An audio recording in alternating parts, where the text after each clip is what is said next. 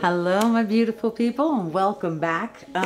Last week we did a interesting experiment involving that lightweight spackle that I have been using, showing you guys how I created these ridges with a lot of three-dimensional aspects, a lot of depth. I love how it creates the shadows. I love that texture of that. So that's what I was showing you in that caterpillar ridge. And in these other parts, I had used a crackle paste, which it didn't go as I had planned. Let's just put it that way. It was a very cool effect, and I normally would have kept it in place. However, I guess since the spackle was still wet when I applied the crackle paste to it, it actually lifted off of there a lot, and I ended up actually scraping that part off. So I did reapply a little bit more of that lightweight spackle just to smooth it out and cover up any of the weirdness that was there. Now it has its own special weirdness, but the experiment that we're going to do today is something I've been waiting to do since I figured out how to do any of this, was to actually have a cup on here, tilt it out, and see how that tilting reacts with all of the ridges and with some of the other three-dimensional things. And I have a couple of other things that we can play with if this one goes well. So this was the piece from Caterpillar Ridge. It's a repurposed canvas. It's a 10 by 20. I've now used it 3 or 4 times. So, you know, this is my experiment test canvas. We'll see how it goes. I am confident that this is going to work out pretty well.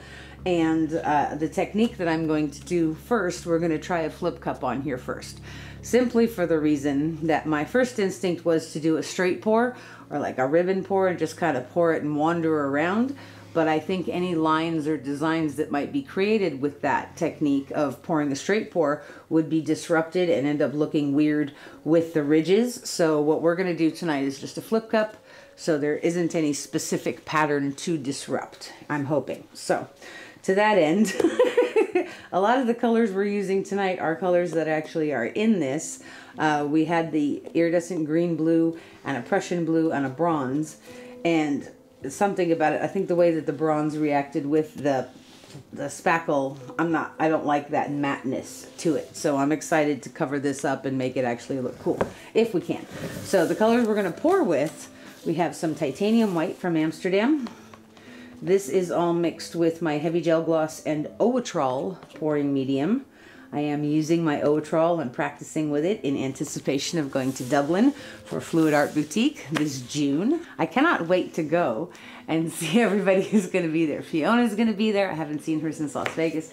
Karen is going to be there. Sarah's going to be there. Nate is going to be there. It's just going to be an awesome, awesome time. So I hope you will check out our website at www.fluidartboutique. There are still tickets available, and you can get tickets also for our Washington, D.C. event that is happening in August if you can't make it to Europe. So let's get started. Okay, this one is started out as Golden's Turquoise Pthalo, and I had a little bit of Prussian blue left in another cup. So I added it to this to deepen it up because I have another color that's also based off of turquoise. So this is like a deeper turquoise. And then this is the other one. This one started out as turquoise, and then I had a little bit left of that iridescent green blue. And I put it in here, and I added a little bit of gold also, just to increase the contrast between these two colors. So now they are definitely contrasting and not the same. So contrast is really important. We also have some Naples Yellow Light, or Naples Yellow Deep, sorry, from Amsterdam. And I'm not using a very, very thin consistency. I'm using it thicker because I want everything to sort of keep its composition and stack the deck in my favor. And this is Amsterdam Bronze. So this is what color that was supposed to be, but is not. So I'm hoping it's going to redeem itself. I also do have some 24 karat gold standing by in case the urge strikes me. Let's go ahead and layer some cups. So that's a 10 by 20. I'm still going to do 3 little cups just because I want to space them out. And let's get started. So we're going to start with a little bit of bronze in the bottom of each cup. And like I said, we're going to do a flip cup on here. We're not going to get crazy with it. We're just going to play.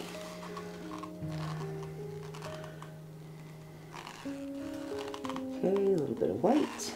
White is very important, even if you don't want a lot of white in your painting. It helps create contrast and creates barriers between colors if you don't want them to blend. Like, I don't really want the bronze to mix with this turquoisey blue, so the white is the perfect choice there. We're going to put a little bit of yellow in here. Contrast, light, dark when layering. Okay, we're going to put some of this lighter turquoise in there now. And another layer of white.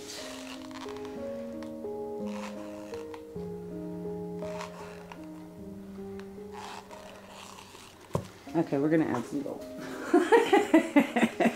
Couldn't help yourself. I can't help myself.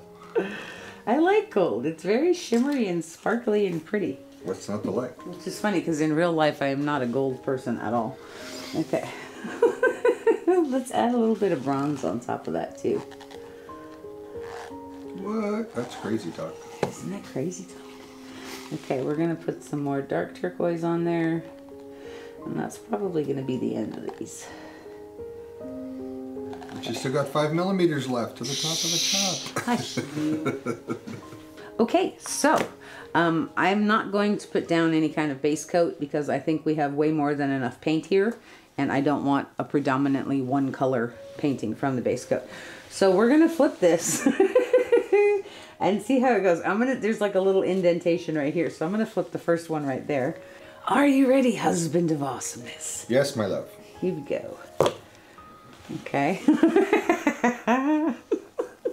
This is so much fun. All right, I'm going to try to do the next one like right here. I don't know if it's going to stay on there or not. Here we go. Ready, Danny? Yes, my love. Okay. Let's tilt these two out first and then see where we need that third one.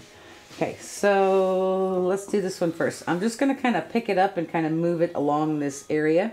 Ready, honey? Yep. Okay. Ooh. Ooh. Okay. Okay. Let's do the other one. You ready, darling? You're like giddy. I know. I love this stuff. It's so cute. Ready? Okay, go ahead. Here we go. Okay, that was cool. All right. That one made me happy. All right, I'm going to do this last one right over here, even though there's plenty of paint. Don't fall off the canvas yet. Ready? We're going to go over here. Yes, my queen. Here we go.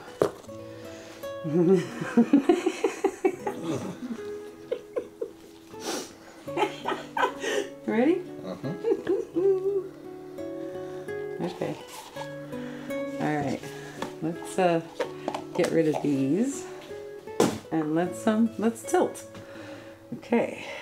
So I do anticipate a lot of this going off because we do want to be able to see those ridges. That's cool though. Oh, that's wicked cool.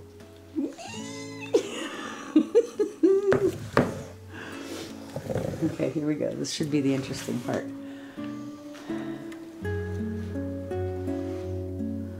I mostly want to make sure all of the ridges are covered in paint. I see one that's not, but I'll get that. It's like a relief painting. Yeah. A relief map. Okay, so I do want to make sure that we cover everything, and then I am going to tilt it a lot because I really don't want a lot of extra paint on there. We're getting some wiggles, but that's okay. I suppose it can't really be helped. I'm gonna get a stick, a palette knife.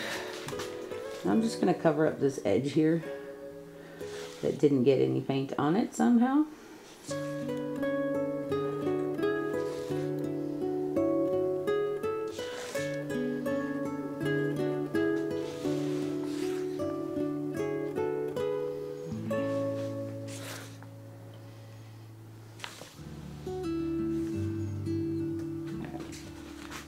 We have one more one up on this side that could use a little bit of love.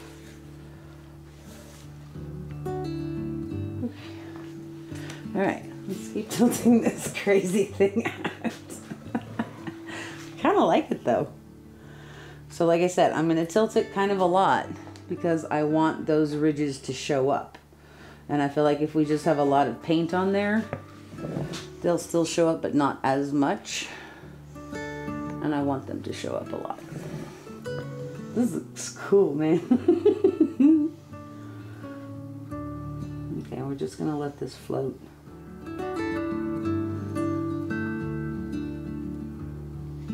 See how these lines in here are getting wiggly? That's why I didn't want to do like a straight pour or anything. But we'll just sit here for a minute and let things drip and float and fall. And we'll see where we are. Because the paint is very elastic, it will stretch.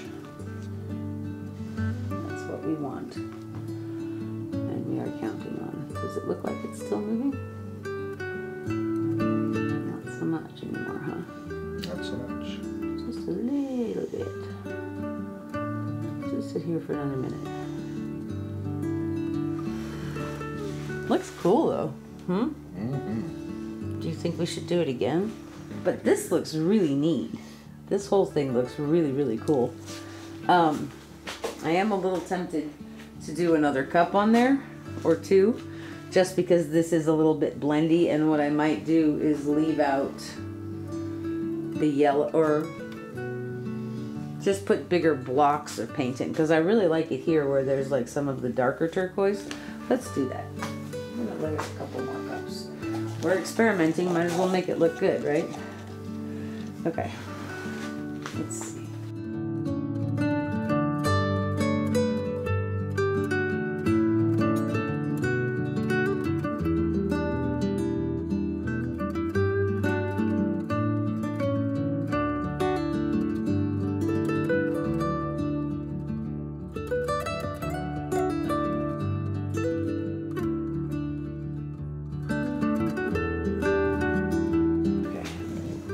And I will scrape all this off the table and use it as a flow extender. All right, I'm gonna take this cup with the least amount in it and I'm gonna put it in the middle. Are you ready, darling? We're gonna go right here. Yes, my queen. Here we go. Okay. I'm gonna put this one over here. Next, I'm gonna put this one over here. Sorry. I want the piano in the other corner. Okay, and then we're gonna put this one over here. Actually, I'm going to put it over here, so it's kind of more in a line. Ready? Yep. Okay. So, let's do this one first. Ready, my love? Yep. Okay, that's pretty. Don't fall off the edge. Don't fall off the edge. Okay, here you go. Ready? Yep. Okay. And one last one. Ready? Mm-hmm.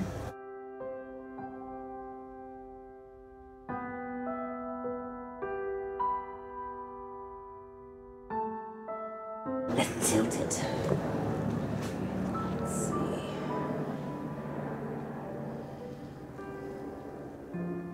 I know we definitely have enough paint on here this time. Let's go over those edges. Now we're gonna bring it back. Yeah, that's cool. So I think the base coat may have actually made a difference, because you see how it's moving a lot smoother now? Because it's already wet. So maybe the base coat the first time wouldn't have been a bad thing. I don't want to tilt it too much just because I don't want the lines to get wonky. I'd rather they stayed straighter. But we're just going to sit here for a minute. That's cool, dude. Look at this edge right here. That's so neat. Okay, I'm going to turn it around. I'm going to tilt it this way for a second.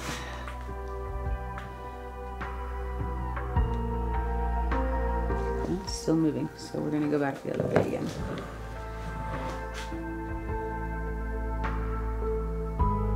And I'm not going side to side, I'm just going straight up and down so we maintain a little bit of the integrity of our lines.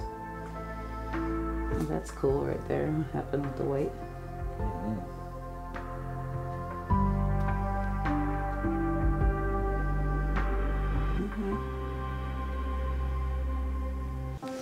So, yeah, I think this is neat. I would recommend that if you're going to pour on top of a three-dimensional piece that you keep your color palette simplified, because it's already going to be visually very busy.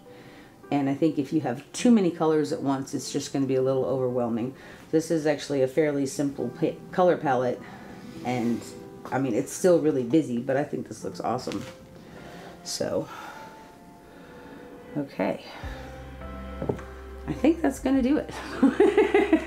I will show you guys this one when it is dry, and at whatever stage of dryness it's at the end of this video. So thank you guys so much for being here with me in my experiments. I hope you enjoyed this one. I hope you play a little bit, and I think when this is dry, all of that texture that was on the flatter, smoother part is still going to come through a little bit, so it's going to be really interesting. So, and I think as it dries, it's going to sink in, and we're going to see a little bit more of those ridges, I hope. So we'll see. We'll be right back.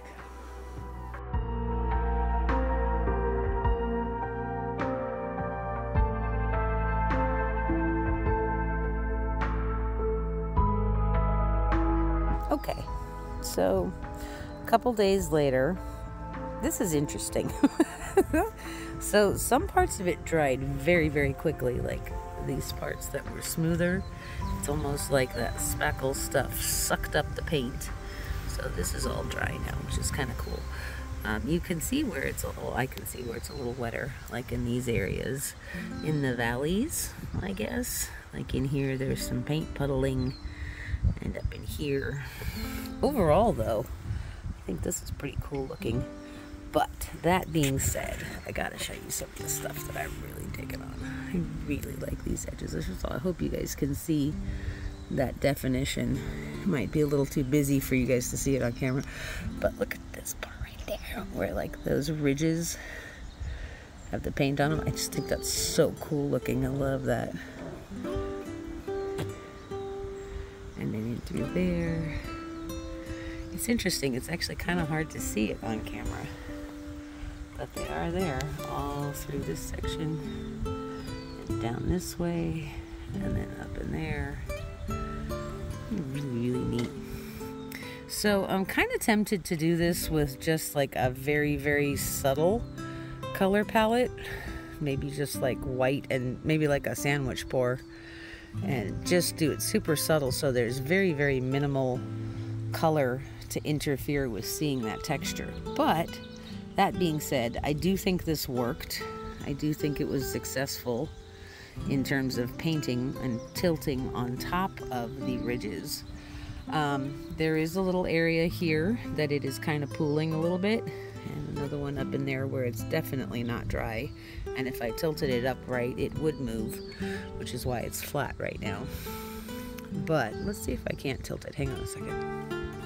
Okay, so now it's standing up and we might actually see some of that starting to like drip, but that's okay. Experimental canvas, right? Pretty cool though. I mean, if you consider everything this poor canvas has been through. I do like it though. I think it came out really neat.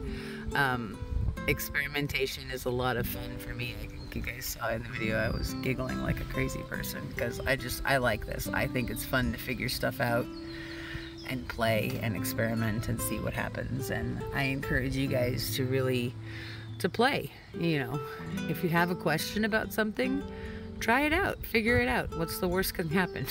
You end up with something that's not your favorite, but I think what you learn and what you gain from that experimentation is invaluable. So I would highly encourage you guys to play every chance you get. So this was our tilting experiment on top of the ridges, and I think it worked. It worked pretty cool.